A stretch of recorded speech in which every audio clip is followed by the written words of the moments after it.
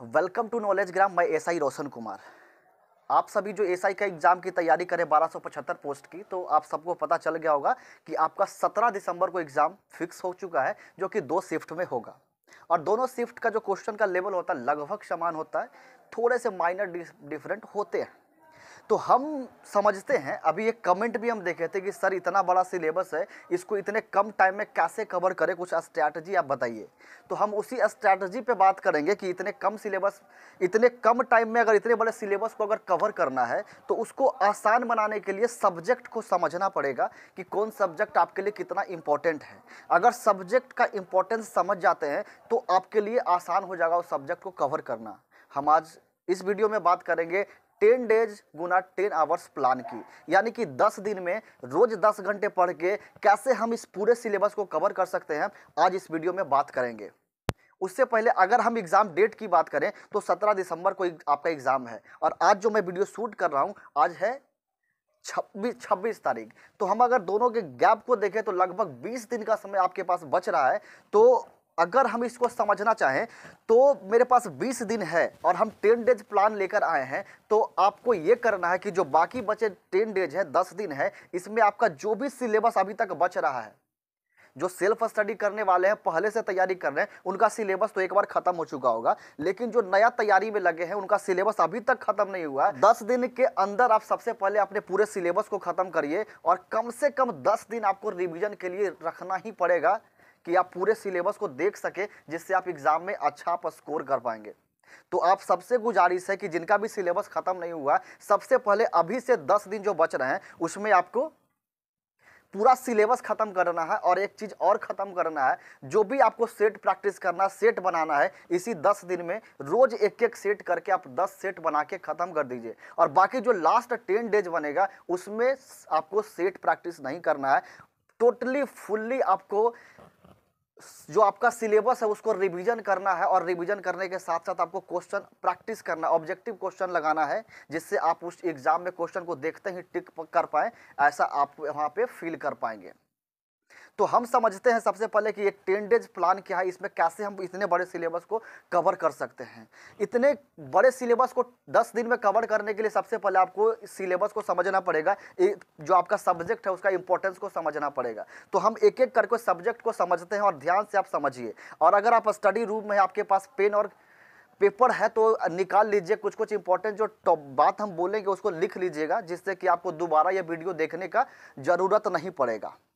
तो हम बात करते हैं सब्जेक्ट के ऊपर। सबसे पहले हम साइंस की बात करेंगे। साइंस आपका पीटी में भी इंपॉर्टेंट है और मेंस में भी इंपॉर्टेंट है। पीटी और मेंस में बहुत डिफरेंस नहीं है, लेकिन समझना पड़ेगा। पीटी में भी इंपॉर्टेंट है साइंस, और मेंस में भी इंपॉर्टेंट है। तो हम साइंस को सबसे पहले समझते हैं। साइंस में आपके 3 सब्जेक्ट है, फिजिक्स, केमिस्ट्री, बायोलॉजी। इसमें अगर हम वेटेज की बात करें तो तीनों का वेटेज लगभग समान है। अगर हम साइंस की बात करें तो साइंस से लगभग 20 से 21 क्वेश्चन पूछे जाते हैं। तो तीनों में से लगभग आप मान लीजिए 7-7 क्वेश्चन तीनों में से पूछे जाएंगे। कभी हो सकता है किसी में से 8, किसी में से 6 हो जाए, लेकिन लगभग तीनों का वेटेज समान होता है।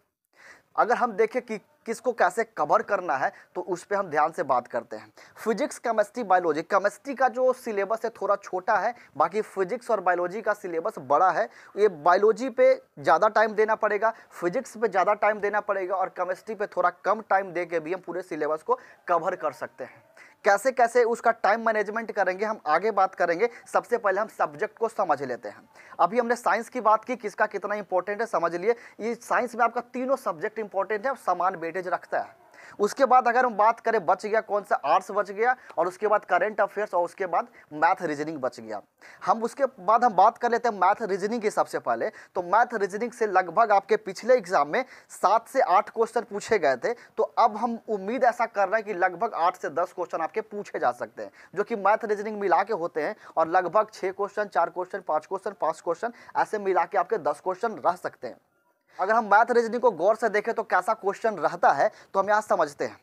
अगर जो 10 क्वेश्चन मैथ रीजनिंग के आ रहे हैं तो रीजनिंग के लगभग आसान क्वेश्चन आएंगे। 3 क्वेश्चन बहुत इजी रहेंगे, 1 क्वेश्चन मीडियम रेंज के रहेंगे, और 1 क्वेश्चन थोड़ा टफ रहेगा, जो जिनको प्रैक्टिस है वही बना पाएंगे। और अगर मैथ की बात करें 5 क्वेश्चन में तो लगभग 3 से 4 क्वेश्चन आपका अर्थमेटिक के रहेंगे, और 1 से 2 क्वेश्चन आपका एडवांस से रहेंगे। तो अगर मैथ को कवर कैसे करना है, जिनका भी मैथ बहुत बढ़िया है, बहुत अच्छा है, तो वो 10 अगर क्वेश्चन आता है तो 10 में 10, 10 में 9 ऐसे स्कोर कर लेंगे। और जिनका भी मैथ एवरेज है तो 10 में वो 8, 10 में वो 7 पक्का करके आएंगे। और जिनका भी मैथ रीजनिंग एकदम खराब है, थोड़ा बहुत ही आता है, बहुत कुछ नहीं आता है, तो वो भी लगभग 4 से 5 क्वेश्चन आराम से वो बना लेंगे। तो मैथ के लिए बहुत परेशान नहीं होना है पीटी में। मैथ जिनका ठीक है वो तो ठीक है, आप वो सिर्फ सेट जो बना रहे हैं उसमें से ही प्रैक्टिस कर लेंगे तो आप आराम से आपका मैथ रीजनिंग हो जाएगा। और जिनका मीडियम है वो थोड़ा बहुत एक आध दो चैप्टर अच्छे से देख सकते हैं, फार्मूलाज वगैरह फार्मूला देख सकते हैं, उसके कुछ ट्रिक वगैरह अगर कहीं पढ़े हैं, कहीं कॉपी पे लिखे हैं, बुक्स वगैरह में देख सकते हैं। लेकिन जिनका मैथ रीजनिंग बहुत खराब है और वो लगता है कि जीके जीएस में अच्छा कर सकते हैं, तो मैथ रीजनिंग को आराम से छोड़ दीजिए। उसमें 4 से 5 क्वेश्चन आप फिर भी बना लीजिएगा और बाकी अपना जो फोकस है आप जीके जीएस पे अगर देते हैं तो आपका ये पीटी वाला जो बेड़ा है आराम से पार हो जाएगा। ये रही मैथ और रीजनिंग की बातें। कैसे कैसे इसको शेड्यूल करेंगे हम अपने रूटीन में आगे बात करेंगे। उसके पहले हम समझ लेते हैं करंट अफेयर्स को। करंट अफेयर्स बहुत इंपॉर्टेंट है, लगभग 20 से 25 क्वेश्चन आपका पूछा जाएगा पीटी एग्जाम में। तो इसको कवर कैसे करना है, कितना टाइम देना है, ये आपको तो पता कितना इंपॉर्टेंट है करंट अफेयर्स, तो इसको कवर तो करना पड़ेगा। अगर पहले से पढ़ रहे हैं तो वो आपके लिए अभी आसान होगा, लेकिन अगर पहले से करंट अफेयर्स नहीं पढ़ रहे हैं तो आपके लिए थोड़ा सा सिर दर्द बनेगा करंट अफेयर्स। लेकिन उसमें अगर टाइम देते हैं अच्छे खासे तो उसको भी कवर किया जा सकता है। ये रही करंट अफेयर्स की बातें। बाकी जो मेन बातें हैं ना उसको शेड्यूल ही करना है कि 10 दिन में कैसे खत्म करना है। ये आप बच गया हमारा आर्ट्स वाला सेक्शन जिसमें आपका हिस्ट्री, ज्योग्राफी, पॉलिटी और इकोनॉमिक्स आता है और ये बहुत इंपॉर्टेंट है। पीटी को लेके भी और मेंस को लेके भी हिस्ट्री, ज्योग्राफी, पॉलिटी, इकोनॉमिक्स, इसमें सबसे कम वेटेज आपका इकोनॉमिक्स रखता है। उसके बाद सबसे जो ज़्यादा वेटेज रखता है आपका हिस्ट्री। आपको भी पता है पीटी में और मेंस दोनों में। तो हिस्ट्री में 3 सेक्शन होते हैं, प्राचीन भारत, मध्यकालीन भारत और आधुनिक भारत। तो इसको कैसे अरेंज करना है, सबसे कम इंपॉर्टेंट है आपका प्राचीन भारत, उससे ज़्यादा इंपॉर्टेंट है मध्यकालीन भारत और सबसे ज़्यादा इंपॉर्टेंट है आपका आधुनिक भारत। उसके बाद अगर हम ज्योग्राफी की बात करें तो ज्योग्राफी में 2 सेक्शन होते हैं, वर्ल्ड ज्योग्राफी और इंडियन ज्योग्राफी। पीटी एग्जाम में आपका दोनों सेक्शन इंपॉर्टेंट है, वर्ल्ड ज्योग्राफी भी और इंडियन ज्योग्राफी भी। तो दोनों को आपको कंप्लीट करना पड़ेगा और इस पर कितना टाइम देना है, किस तरीके से देना है, हम आगे बात करते हैं। उसके बाद आपका पॉलिटी आता है। पॉलिटी बहुत ही ज़्यादा नहीं है, थोड़ा सा ही है, लेकिन अगर इस पर अच्छे से मेहनत कर लेते हैं तो इसमें टोटल 100% स्कोर करने के चांसेस होते हैं। तो बहुत कम मेहनत में अच्छा स्कोर आपका देगा पॉलिटी। तो पॉलिटी ज़्यादा है कुछ नहीं, इसमें थोड़े से आप समय देके आप आराम से नंबर स्कोर कर लेंगे। बात रही इकोनॉमिक्स की, तो इकोनॉमिक्स में बहुत सारे चीज़ पढ़ने हैं, लेकिन हमको उतना नहीं पढ़ना, इतना पढ़ लेना कि उससे अगर क्वेश्चन आता है, 4-5 क्वेश्चन आते हैं, ऐसे 4-5 क्वेश्चन नहीं आएंगे, 3 से 4 क्वेश्चन नहीं आएंगे, तो 4 में 2 क्वेश्चन अगर बन जाता है इकोनॉमिक्स का तो समझिए कि मेरा सिलेबस कवर हो गया, मेरा जो मेहनत था वो सफल हुआ। तो मुझे लगता है कि आप ये पूरे सिलेबस को, सब्जेक्ट को और सब्जेक्ट का वेटेज कितना है, किस तरीके से इसको तैयार करना, आप इस चीज़ को समझे होंगे। हम टोटली अब बात करेंगे टाइम टेबल की, आप कैसे टाइम टेबल में इसको बांधेंगे, कैसे इसका टाइम मैनेजमेंट करेंगे। तो मेरा जो प्लान है 10 दिन गुना 10 घंटे, यानी कि एक दिन में कम से कम 10 घंटे का आपका प्लान है और ये मिनिमम टाइम है। अगर एग्ज़ाम टाइम में, आपका एग्ज़ाम में 20 दिन बचा है, अगर आप 10 घंटे से भी कम टाइम दे रहे हैं तो आप कहीं ना कहीं गलती कर रहे हैं और अपने सपनों के साथ खेल रहे हैं। तो मेरा जो प्लान है कम से कम 10 घंटे का, और मैक्सिमम आप जा सकते हैं जितना जाना है 12 घंटे, 14 घंटे, 15 घंटे, क्योंकि आपके पास अभी कोई और काम नहीं होना चाहिए एग्ज़ाम्स के अलावा। बहुत इमरजेंसी, रेयर कंडीशन में से बहुत इमरजेंसी आता है तो ही आप अपने एग्ज़ाम को भूलेंगे और अपने जो रूटीन है उसको तोड़ने का प्रयास करेंगे। तो हम टोटली अभी तो हम यहाँ पे बात करेंगे कि 10 घंटे गुना 10 दिन में कैसे पूरे सिलेबस को ख़त्म करना है। अभी आप वेटेज समझ गए हैं कि कैसे कैसे कौन सा पढ़ना है। हम इसको शेड्यूल में लाते हैं। हम एक दिन 24 आवर की बात कर रहे हैं कि एक दिन जो आपका 24 घंटे का होता है उसमें 10 घंटे का शेड्यूल आप कैसे बनाएंगे। तो मेरे हिसाब से आप इसको 2 शेड्यूल में 2 शिफ्ट में बांटेंगे। सबसे पहले हम इसको लेके चल रहे हैं कि सुबह और शाम, आप अपने हिसाब से सुबह, दोपहर, रात किस तरीके से करेंगे, ये आपकी परेशानी है। आप इस चीज़ को समझेंगे कि किस टाइम में आप कंफर्टेबल हैं। हम इसको 2 पार्ट में लेके चल रहे हैं, सुबह और शाम।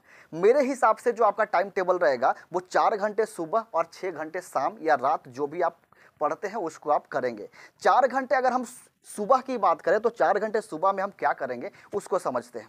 4 घंटे सुबह में 2 घंटे आपको सिर्फ और सिर्फ करंट अफेयर्स पढ़ना है। अगर पहले से करंट अफेयर्स पढ़ रहे होंगे तो आसान होगा, लेकिन अगर अभी पढ़ना शुरू कर रहे हैं 20 दिन से 15 दिन से, तो करंट अफेयर्स आपके लिए सिर दर्द बनेगा और उस पर अच्छा खासा टाइम देना पड़ेगा, रिवीजन करना पड़ेगा। तो 2 घंटे डेली आपको एडिटोरिया या स्पीडी, आप वो कुछ मत सोचिए, आप स्पीडी का ही ले लीजिए, जो अभी तक का जो लेटेस्ट है वो वाला बुक आप ले लीजिए, और 2 घंटे डेली आपको पढ़ना है करंट अफेयर्स। उसमें इंपॉर्टेंट ही सेक्शन दिए गए हैं, इंपॉर्टेंट जो भी वही दिया गया है, तो आपको पूरा आपको जो स्पीडी है वो पढ़ना पड़ेगा। तो 2 घंटे सुबह रोज रिवाइज करना है, आगे भी पढ़ना है, पीछे वाले जो पढ़े अगर लग रहा है इंपॉर्टेंट है तो जो भूल गए हैं या फिर लगता है याद है तो उसको भी रिकॉल करते जाएंगे। और 2 घंटे लगातार 10 दिन पढ़ेंगे, यानी कि 10 दूना 20 घंटे अगर करंट अफेयर्स पढ़ लेते हैं तो उस पर एक अच्छा कॉन्फिडेंस आपका आ जाएगा, और काफ़ी है उतना। अगर पहले से थोड़ा भी पढ़ रहे होंगे तो 20 घंटे करंट अफेयर्स पढ़ने के बाद आप में कॉन्फिडेंस आएगा और आप वहाँ पे अच्छा स्कोर करेंगे। और जो सुबह का 2 घंटे बच गए उसमें आपका साइंस का एक सब्जेक्ट को लेकर चलना है। अगर हम 10 दिन की बात करें तो 10 दिन में 4 दिन आपको फिजिक्स पढ़ना है, 4 दिन आपको बायोलॉजी पढ़ना है, और 2 दिन आपका केमिस्ट्री पढ़ना है। फिजिक्स का सिलेबस थोड़ा बड़ा है, बायोलॉजी का सिलेबस थोड़ा बड़ा है, और केमिस्ट्री का थोड़ा सिलेबस कम है। तो 4 4 8 तो 10, यानी कि 4 दिन, शुरू के जो 4 दिन है अगर आप फिजिक्स पढ़ते हैं तो लगातार 4 दिन आप फिजिक्स पढ़ के 4 दूना 8 घंटे में आप पूरे फिजिक्स को ख़त्म करेंगे। ऐसे आप इस स्पीड से पढ़ेंगे, उसमें कुछ लगेगा कि ये इंपॉर्टेंट नहीं है तो उसको स्किप करते हुए आप 4 दूने 8 घंटा में आप पूरे फिजिक्स को ख़त्म करेंगे। और जैसे ही आपका 4 दिन में ख़त्म हो जाता है फिजिक्स, तो उसके बाद केमिस्ट्री 2 दिन के लिए लगाइए या फिर बायोलॉजी लगा लीजिए। 4 दिन में फिर बायोलॉजी को ख़त्म कर लेना है, और फिर जो बचा 2 दिन उसमें आप केमिस्ट्री को ख़त्म कर लेंगे। तो 1 दिन के अगर प्लान करें तो 2 घंटे आपको करंट अफेयर्स पढ़ने हैं, 2 घंटे फिजिक्स पढ़ने हैं। ये रही सुबह की बात, 4 घंटे खत्म। आपका जो शाम में 6 घंटा बच गया उसमें कैसे करना है तो समझते हैं कि अगर शाम में 6 घंटा है तो आपके पास सब्जेक्ट कितने हैं। सबसे पहले आपका हिस्ट्री हो गया, ज्योग्राफी, पॉलिटी, इकोनॉमिक्स, और आपका मिसलेनियस वाला टॉपिक बच रहा है। हम इस बीच में हम मैथ रीजनिंग की बात नहीं कर रहे हैं। 6 घंटे का शेड्यूल देखें तो 2-2 घंटे का 3 सब्जेक्ट लेके चल सकते हैं। आप अगर एक ही सब्जेक्ट को 6 घंटे पढ़ेंगे तो थोड़ा सा बोरियत फील होगा, बोरिंग लगेगा, लेकिन किसी किसी का हैबिट रहता है तो उसको आप उस अनुसार भी कर सकते हैं। लेकिन हम समझेंगे कि 2-2 घंटा करके 3 सब्जेक्ट को कैसे लेके चलें। तो सबसे पहले हम हिस्ट्री की बात करते हैं, तो हिस्ट्री को 2-2 घंटे 10 दिन आपको पढ़ना है। तो जिसमें सबसे इंपॉर्टेंट आपका मॉडर्न है, तो आप समझिए जो आपका प्राचीन भारत है उसमें आपको ज़्यादा नहीं 2 दिन समय देना है। 2 दिन में पूरे प्राचीन भारत को ख़त्म कर देना है। बाकी जो बचे 8 दिन उसमें 3 दिन आपका जो मिडाइवल है, मध्यकालीन भारत, उसको पढ़ना है, और बाकी जो 5 दिन बचा उसमें मॉडर्न आपका आधुनिक भारत पढ़ना है। इस तरीके से पढ़िए। और जो ऑब्जेक्टिव क्वेश्चन प्रैक्टिस करने की बात मैंने की थी, यही 10 घंटे में आपको प्रैक्टिस भी कर लेना है। और उसके बाद अगर हम बाकी बचे 4 घंटे, 2 घंटे खत्म हो गए, 2 घंटे और बचे, तो उसमें आपको ज्योग्राफी पढ़ने हैं। ज्योग्राफी आपको लगातार 10 दिन पढ़ने हैं, जिसमें अगर वर्ल्ड ज्योग्राफी और इंडियन ज्योग्राफी दोनों आते हैं तो वर्ल्ड ज्योग्राफी को आप 4 दिन पढ़िए, और उसके बाद जो 6 दिन बचेंगे उसमें आपको इंडियन ज्योग्राफी पढ़ना है। वर्ल्ड ज्योग्राफी में जो भी आपका लूसेंट या फिर कोई भी सामान्य ज्ञान का बुक होगा उसमें जो बॉक्स बना के दिया गया है वो इंपॉर्टेंट है, उसको आपको याद कर जाना पड़ेगा। मैप के थ्रू समझ के आपको याद कर जाना पड़ेगा। यानी कि 10 दिन टोटल आपको ज्योग्राफी को चलेंगे। बाकी जो बचे 2 घंटे उसमें 2 सब्जेक्ट को आपको लेकर चलना है पूरे 10 दिन में। लास्ट के 2 घंटे की बात करें तो हम पॉलिटी और इकोनॉमिक्स, सबसे पहले पॉलिटी खत्म कर लीजिए। तो पॉलिटी में ज़्यादा कुछ है नहीं, आप 3 दिन अगर लगातार पढ़ लेंगे 2-2 घंटे तो 6 घंटे में पूरा पॉलिटी खत्म हो जाएगा आपका। जो मेन टॉपिक है, कुछ टॉपिक्स को आप उसमें इग्नोर करिएगा, बाकी आपको 6 घंटे में पूरे कंप्लीट हो जाते हैं। बाकी ये 3 घंटे वाला 3 दिन का हो गया। बाकी जो 3 दिन बचे, 3 दिन आपको इकोनॉमिक्स पढ़ना है। इकोनॉमिक्स में 3 दिन में जो इंपॉर्टेंट टॉपिक है वो खत्म हो जाएंगे। और जो बाकी बचे 3-3 6 4 जो दिन बचा आपका, 4 घंटे, 4 दिन जो बचा आपका, 4 दिन में आपको मिसलेनियस भी कवर करना पड़ेगा। मिसलेनियस जो भी आप लूसेंट देखते होंगे, क्रॉन देखते होंगे, उसमें मिसलेनियस का जो भी टॉपिक है उसको भी आपको पढ़ लेना पड़ेगा। तो अगर आप 4 दिन 2-2 घंटे उसको पढ़ लेते हैं, 4 दूना 8 घंटे, तो मिसलेनियस वाला भी टॉपिक आपका कंप्लीट हो जाता है। ये मान के चलेंगे कि आप पूरे जो हम बताने का पूरा प्रयास कर रहे थे इसको आप समझे होंगे। अगर किसी प्रकार का आपको डाउट हो जाता है तो कमेंट बॉक्स में लिखिएगा, इसका एक चार्ट बना के हम कम्युनिटी में पोस्ट कर देंगे जहाँ से आप देख सकते हैं।